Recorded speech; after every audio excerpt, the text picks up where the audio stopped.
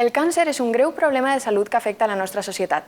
Les teràpies convencionals tenen problemes com la falta d'especificitat, el que porta molts efectes secundaris.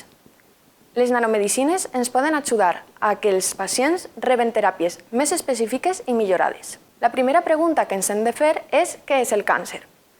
Les divisions cel·lulars són un procés molt controlat. Totes les cèl·lules tenen uns senyals de parada de la divisió. Per tant, quan aquests senyals es perden, aconseguim que les cèl·lules es descontrolen i proliferen, donant el que coneixem com un tumor. Els tractaments convencionals els podem dividir en dos grans grups. Un primer grup seria el de teràpies que actuen de manera general contra totes les cèl·lules en divisió.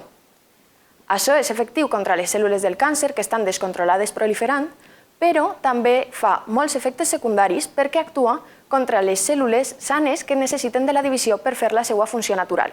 Hi ha un altre grup de teràpia que actua específicament contra les cèl·lules del càncer, però té un problema molt important.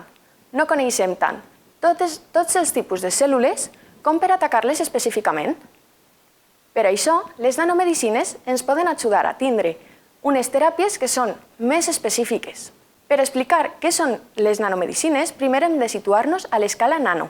De la mateixa manera que un mil·límetre és 1 milió de vegades més menut que un quilòmetre, un nanòmetre és 1 milió de vegades més menut que un mil·límetre.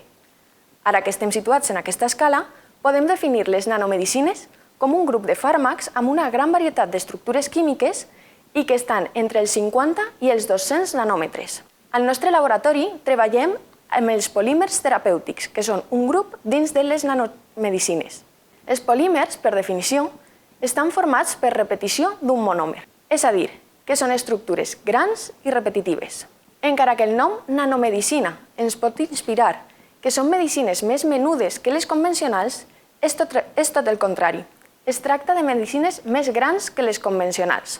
Un tipus dins dels polímers terapèutics és l'unió d'un fàrmac a un polímer que actua com a portador. I això ens dona avantatges. Un d'aquests avantatges és l'efecte de permeabilització i retenció millorades. La molècula lliure és menuda, de manera que es pot distribuir lliurement per l'organisme.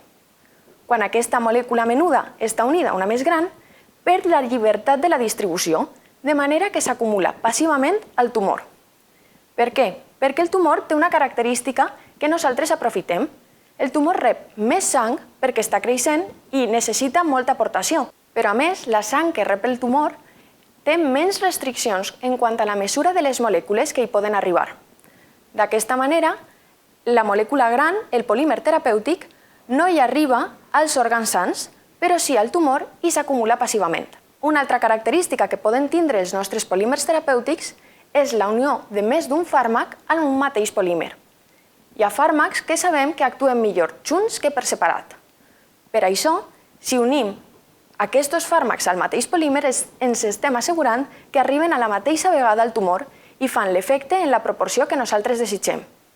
Altres característiques amb les que els químics poden jugar a l'hora de sintetitzar un polímer són, per exemple, els enllaços del fàrmac al polímer o l'estructura del polímer, que no té per què ser lineal, sinó que pot tindre diferents estructures com estructura en estrela.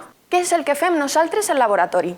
Jo treballo al laboratori de polímers terapèutics a l'Institut d'Investigació Príncep Felip. Ara mateix hi ha molts projectes en marxa, però en el projecte en el que jo treballo es diu MyNano i rep financiació europea. És un projecte molt gran que tracta de la personalització de la medicina per al càncer de mama.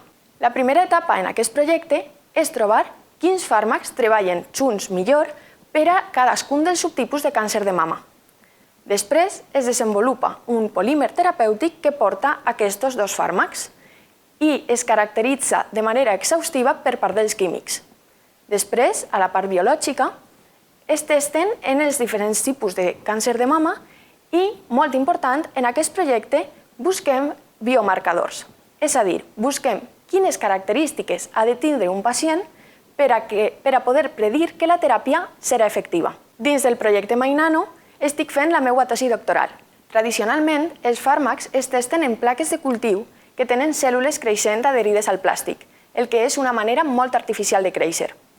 Si la teràpia és efectiva sobre aquestes cèl·lules, podem passar al treball en ratolins. Si els ratolins són curats del càncer, ja es pot pensar en passar als assajos clínics amb humans. El meu projecte de tesi afegeix un nou pas per al testat de les nanomedicines. És un tipus de cultiu que anomenem organoid i que prové d'humans. Un hospital ens avisa quan ha operat i ha extret un tumor a una dona amb càncer de mama i al laboratori continuem amb el creixement d'aquest tumor, però en unes miniatures, els organoids, que imiten la manera de la que creixeria el tumor dins d'una persona. Si som capaços de curar, d'eliminar aquests organoids amb les nostres teràpies, estem un pas més a prop de curar un pacient i, per tant, estem apropant el que fem al laboratori a la pràctica clínica. Com a conclusió, els polímers terapèutics ens permeten un gran control sobre les teràpies i poden millorar la qualitat de vida dels pacients durant els tractaments i la taxa de recuperació d'aquestos.